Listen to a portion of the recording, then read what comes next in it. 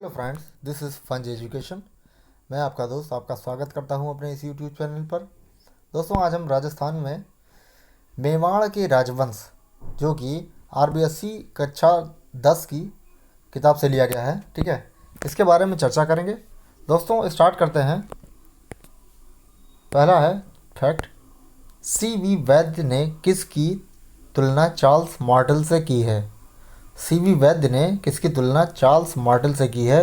तो इसका आंसर है बप्पा रावल। बप्पा रावल जो है की राजधानी नागदा थी। बप्पा रावल ने कैलाशपुरी में एक लिंगजी मंदिर का निर्माण करवाया। वह चित्तौड़गढ़ के शासक मानमोरी को परास्त कर चित्तौड़गढ़ पर अधिकार कर लिया था, ठीक है। किसके अनुसार बप्पा जी या बप्पा किसी राजा का नाम नहीं अपितु खिताब था? तो ये श्यामल दास ने कहा था, ठीक है।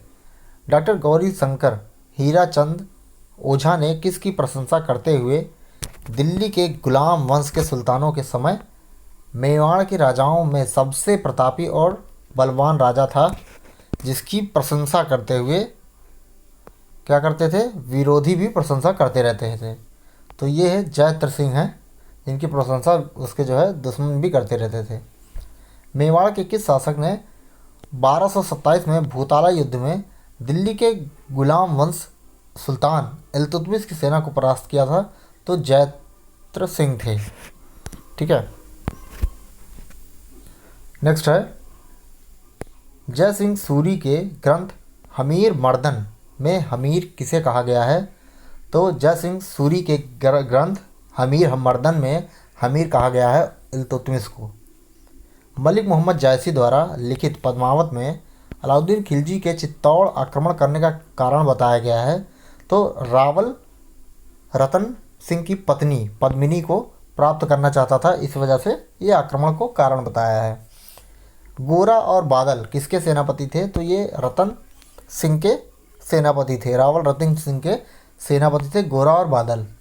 अलाउद्दीन खिलजी ने चित्तौड़ को जीत कर उसका नाम क्या कर दिया था? तो वो जीतने के बाद इसको खिजराबाद कर दिया था उसने। कुंभा की कीर्ति स्तंभ प्रशस्ति में राणा हमीर को किसकी संज्ञा दी गई है? तो राणा हमीर को कुंभा की कीर्ति स्तंभ प्रशस्ति में विषम घाटी पंचानन की संज्ञा दी गई है। नेक्स्ट पर चलते हैं। हमीर को मेवाड़ के उद्धारक की संज्ञा भी दी जाती है। सिंगोली बांसवाड़ा के युद्ध में हमीर ने किसको परास्त किया था?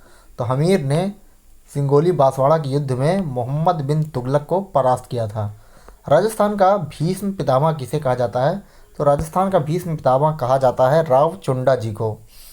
मेवाड़ के किस शासक के समय जावर माइन से चांदी व सीसा बहुत अधिक मात्रा में निकलने लगा? तो राणा लाखा हैं, जिनके समय में जावर माइन से चांदी और सीसा बहुत अधिक मात्रा में निकलने लगा था। योगेश्वर और भट्ट विष्णु किसके दरबारी विद्वान थे? तो महाराणा मोकल के ये दरबारी विद्वान थे। नेक्स्ट पे, महाराणा मोकल लाखा व हंसाबाई का पुत्र था। चाचा व मेरा ने महापा पवार के साथ मिलकर जिलवाड़ा में मोकल की हत्या कर दी थी।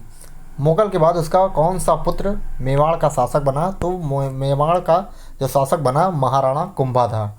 उसका समय काल जो था, ठीक है, 1433 से 1468 ईस्वी तक वह रहा। 1437 में सारंग का युद्ध किसके मध्य हुआ था? तो महाराणा कुंभा व मालवा के महमूद खिलजी द्वारा, ठीक है। महाराणा कुंभा और मालवा के महमूद खिलजी द्वारा ये हुआ था सारंग का युद्ध 1437 ईस्वी में किया गया था।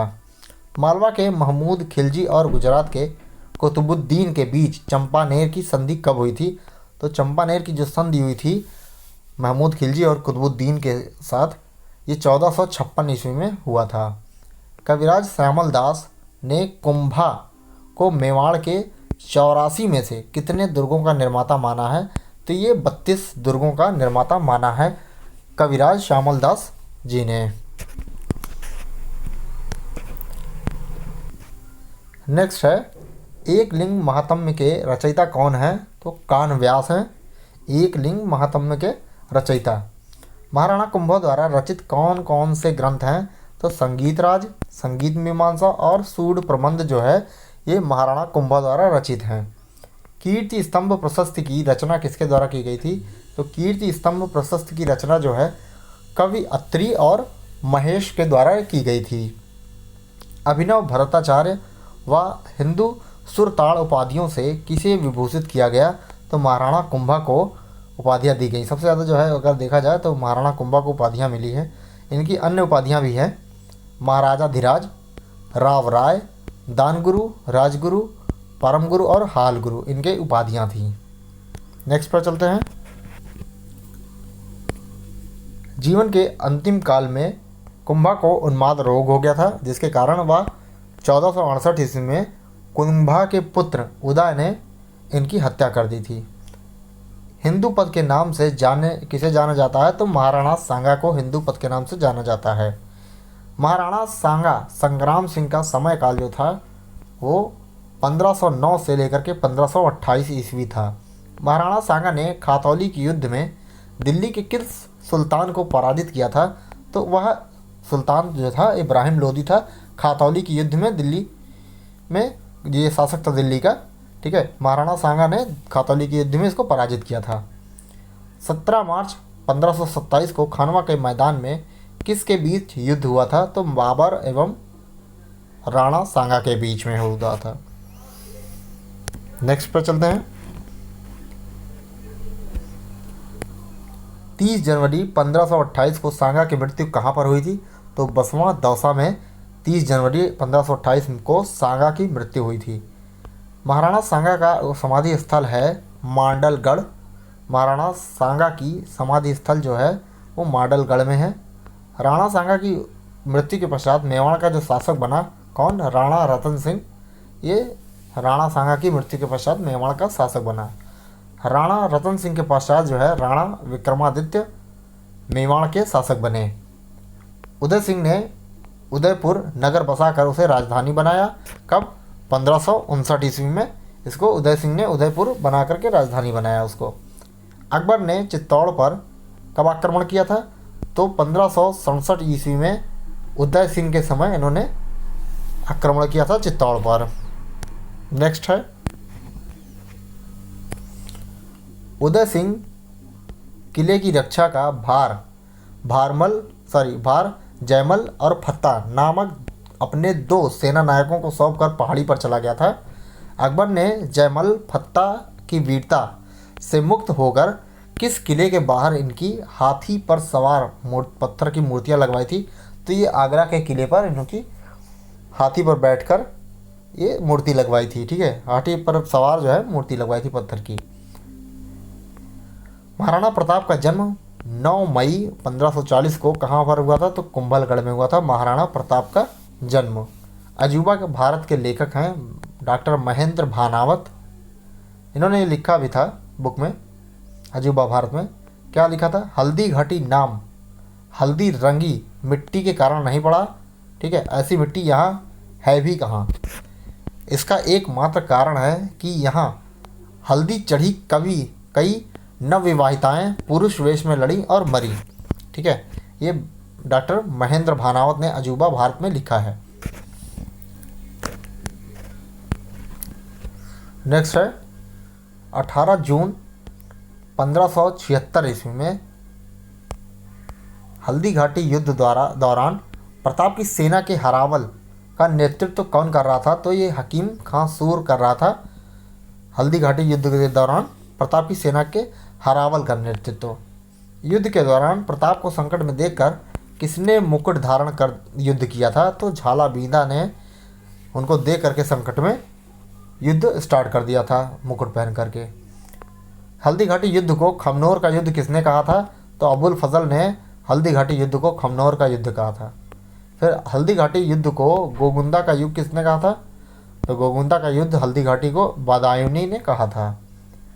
जनवरी 1615 ईस्वी में मेवाड़ मुगल संधि किसके समय में हुई थी? तो राणा अमर सिंह के समय में मेवाड़ मुगल संधि हुई थी। महाराणा राज सिंह का समय काल था 1652 से 1680 ईस्वी। नेक्स्ट है औरंगजेब ने राज सिंह को कितने जात एवं सवार का मनसब प्रदान किया था? तो 6000 जात और सवार राज सिंह को औरंगजेब ने दिया था। महाराणा राज सिंह ने किस नदी के पानी को रोककर राजसमंद झील का निर्माण करवाया था? तो गोमती नदी के पानी को रोककर इन्होंने राजसमंद झील का निर्माण कराया था। चित्तौड़गढ़ दुर्ग को ढहाने के लिए 30,000 सेना के साथ किसे भेजा गया था? तो सादुल्ला खां को चित्तौड़गढ़ दुर्ग को ढहाने के लिए भेजा गया था, सादुल्ला खां को। राज प्रशस्ति शिलालेख की रचना किसके द्वारा की गई है? तो रणछोड़ भट्ट के द्वारा राज प्रशस्ति शिलालेख की रचना की गई है, जो राजसमंद झील के उत्तरी किनारे पर नौचौकी नामक स्थान पर यह शिलालेख पाया गया है। ओके फ्रेंड्स, वीडियो कैसा लगा कमेंट सेक्शन में ज़रूर बताएं।